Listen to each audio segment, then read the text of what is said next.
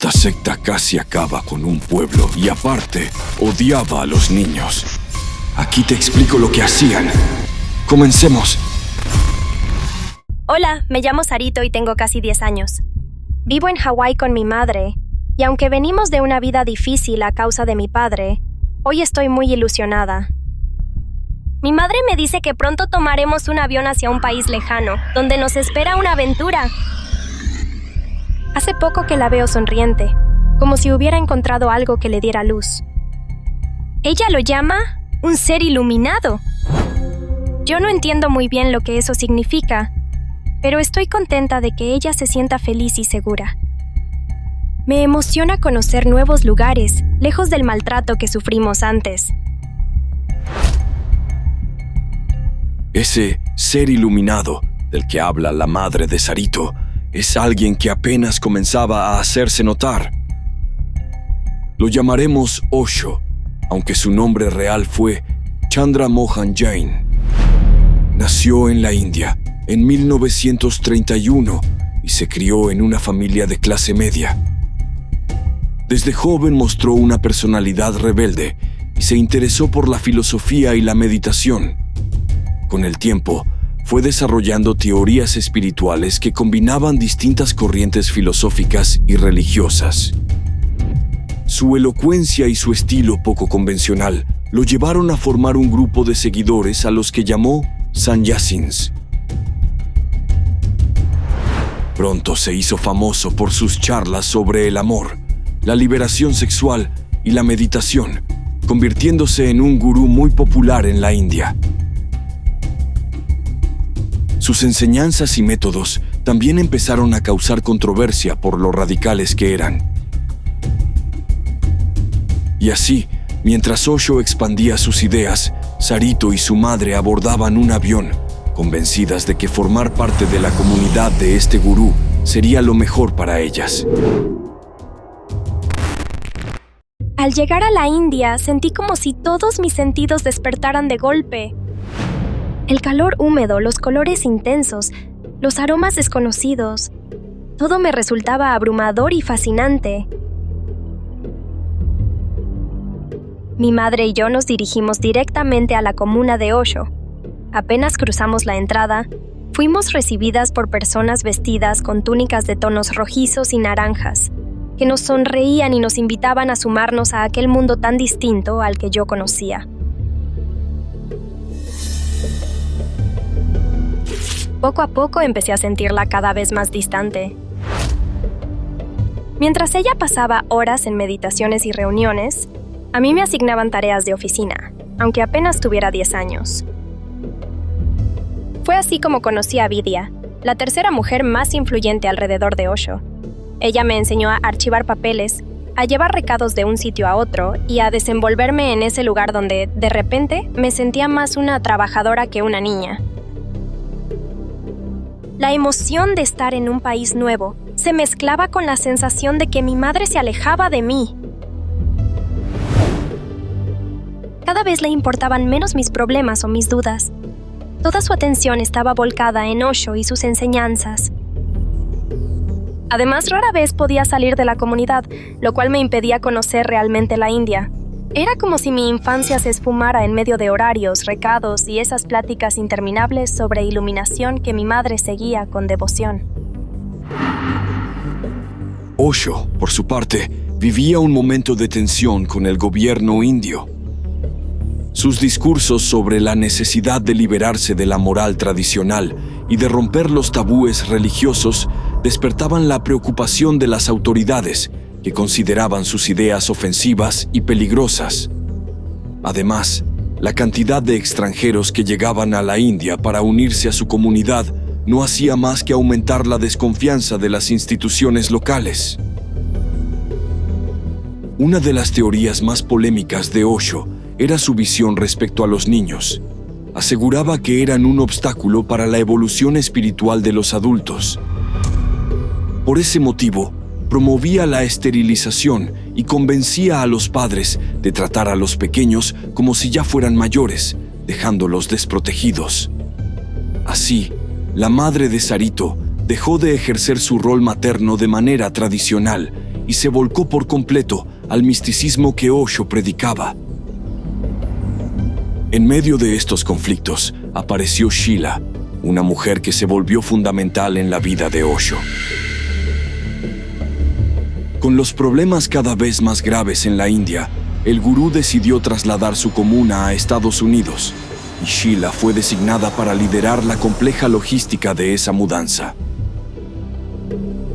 Fue así como Sarito, siendo apenas una niña de 10 años, se vio obligada a dejar atrás los últimos vestigios de su infancia, embarcándose junto a su madre en otro que marcaría sus vidas para siempre. Cuando regresé a Estados Unidos junto a mi madre y otras 30 personas, creí que tal vez encontraría algo de la libertad que me faltó en la India. Sin embargo, pronto descubrí que las cosas en nuestro nuevo hogar no serían tan pacíficas como imaginaba. En este lugar, Sheila se había convertido en la persona que tomaba todas las decisiones y estaba empeñada en construir, desde cero, lo que sería la ciudad de Osho. Tenía apenas 10 años, casi 11, y de pronto me vi en un entorno donde trabajar sin descanso se consideraba normal y necesario para honrar a nuestro gurú. A diferencia de la comuna de la India, donde al menos había cierta atmósfera de espiritualidad ligera, en este nuevo espacio sentía una presión constante por ser productiva y mayor de lo que realmente era. Sentía que el mundo de los adultos se me venía encima y mi cuerpo, que comenzaba a cambiar con la pubertad, atraía miradas que me hacían sentir incómoda. Había quienes decían que todo se trataba de la libertad que predicaba Osho, pero para mí era una sensación de desamparo. La relación con mi madre seguía enfriándose. Era como si fuéramos dos extrañas. Ella dedicaba su tiempo a la organización, a los darshans, encuentros con el gurú, y a respaldar las órdenes de Sheila. Por su parte, los lugareños de Antelope, un pequeño pueblo de Oregón, que fue donde llegamos, nos observaban con desconfianza. De hecho, tenían motivos. De la nada, cientos de personas vestidas de tonos rojizos y naranjas aparecían en sus alrededores, decididas a levantar toda una ciudad para Osho. Fue allí donde aparecieron los supuestos samuráis, los cuales eran una fuerza de seguridad armada, similar a un grupo paramilitar cuyo trabajo consistía en proteger a Osho y vigilar los alrededores. Estos hombres patrullaban la comuna de manera constante, generando todavía más recelo entre los habitantes de la zona. Junto a ellos, se encontraba un laboratorio que operaba día y noche, sin que nadie nos proporcionara explicaciones claras sobre las investigaciones o experimentos que allí se llevaban a cabo. En mi mente de niña, a punto de la adolescencia, todo era abrumador. Me preguntaba por qué no podía simplemente ir a la escuela o pasar el rato con otras chicas de mi edad, en lugar de sentir el peso de un mundo que apenas comprendía. Sheila, entretanto, se movía con soltura para consolidar el poder de Osho y el suyo propio en tierras estadounidenses. Obtuvo las tierras de Antelope, apropiándose de propiedades que alguna vez pertenecieron a su esposo, y las puso inmediatamente a disposición de la comuna. Para asegurar la llegada de Osho a Estados Unidos, tramitó una visa de turista, argumentando que el gurú tenía problemas de salud que solo podían tratarse en este país. Paralelamente, Osho le inculcó a Sheila una filosofía con tintes anarquistas y extremistas, basada en 3 pilares. Uso de armas. Defendía la idea de armar a la comuna para protegerla de amenazas externas, incluidas las autoridades del gobierno local que desconfiaban de su proyecto. Control radical de la natalidad. Promovía la esterilización masiva y el convencimiento de que tener hijos representaba una traba para la iluminación espiritual. Sexualidad sin límites. Justificaba relaciones con cualquier persona, sin importar la edad o las consecuencias, pues creía que la liberación sexual era clave para trascender las barreras sociales. Bajo estos preceptos, Sheila se convirtió en la protectora más ferviente de Osho, viéndolo casi como una deidad. Sin embargo, a medida que Sheila crecía en influencia, Osho notaba que muchos seguidores empezaban a admirarla más a ella que a él. Esto sembró la semilla de una enorme tensión entre ambos. El gurú no deseaba perder el control sobre la comuna que él mismo había fundado, mientras su discípula no estaba dispuesta a renunciar a su recién adquirido poder. Así, en medio de planes urbanísticos ambiciosos, desconcierto entre los pobladores locales y la presión de una joven como Sarito, que solo deseaba vivir su niñez con tranquilidad, la utopía soñada por Osho empezaba a mostrar las grietas que pronto desencadenarían un verdadero conflicto.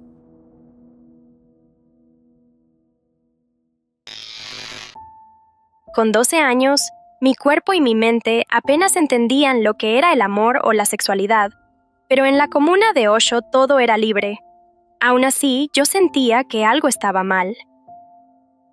Veía cómo los adultos podían cambiar de pareja con total libertad y nadie decía nada. Lo que más me angustiaba era que empezaba a notar que la gente me miraba de forma distinta, casi como si ya no fuera una niña. Un día, me di cuenta de que había dos bandos claros: la gente que seguía al pie de la letra las órdenes de Sheila y quienes defendían a Osho, justificando que él estaba débil y por eso guardaba silencio. Sheila creía que la comuna debía ser controlada con mano firme y que solo ella podía liderar. Las cosas en el pueblo de Antelope se complicaban más y más. Sheila tenía una gran misión: no solo construir una comunidad para Osho, sino establecer una ciudad legalmente reconocida, con su propio código postal y administración. El problema era que los vecinos de Antelope, el pueblo en Oregón donde se habían instalado, temían que una secta creciera hasta apoderarse de su zona. Para colmo, Osho sentía envidia del poder que Sheila estaba adquiriendo. Él no soportaba la idea de quedar en segundo plano, pese a que Sheila decía hacerlo todo por él. Osho llegó a proclamar que él conquistaría el mundo y que incluso sería más grande que líderes históricos como Hitler. Sheila, por su parte, quería proteger a su dios, pero no deseaba ceder el control. Mientras tanto, los habitantes de Antelope decidieron organizar una votación para obligar a la comuna a salir de su territorio, ya que la mayoría de los sannyasins no eran residentes legales. Sheila planeaba algo, y la tensión se respiraba en el aire.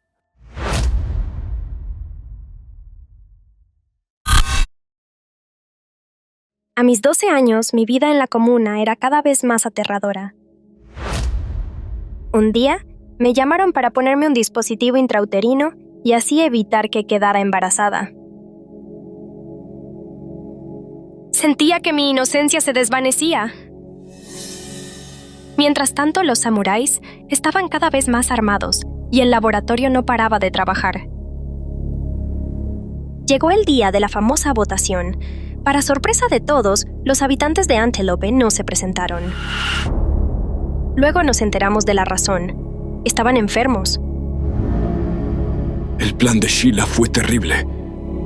Ordenó contaminar con salmonela la comida de un buffet en el pueblo para que los residentes de Antelope se enfermaran y no pudieran votar. La investigación demostró la participación de la comuna de Osho. Finalmente, el gurú fue detenido y obligado a abandonar el país en 1985, y Sheila acabó en la cárcel por múltiples delitos, incluida la conspiración para envenenar a la población local. La comunidad de Osho se dispersó. Muchas personas quedaron traumatizadas por los abusos, las manipulaciones y las promesas rotas. Sarito, con el tiempo, se atrevió a contar su historia en un libro autobiográfico, luego de ver en Netflix un documental sobre lo ocurrido en Antelope. Después, en Facebook, se dio cuenta de que no estaba sola. Había muchos sobrevivientes que, como ella, intentaban rehacer sus vidas tras escapar de la influencia de aquella secta. Osho siempre había soñado con crear una sociedad que, según él, era perfecta, donde todo fuera libre según sus propias reglas extremistas, un lugar sin moral, sin límites sexuales y sin prohibiciones a su autoridad. Por suerte, ese sueño no llegó a cumplirse por completo, aunque dejó muchas víctimas que hasta hoy sufren las consecuencias. Algunas siguen entre nosotros, recordándonos lo frágiles que podemos ser ante los falsos gurús que prometen iluminación, pero que terminan causando dolor y destrucción a su alrededor. Esta es una de las tantas sectas que veremos en el canal. Te invito a que veas este video que te dejo aquí para que veas cómo otro loco gurú convenció hasta a los otakus de que el fin del mundo estaba cerca. ¡Hasta la próxima!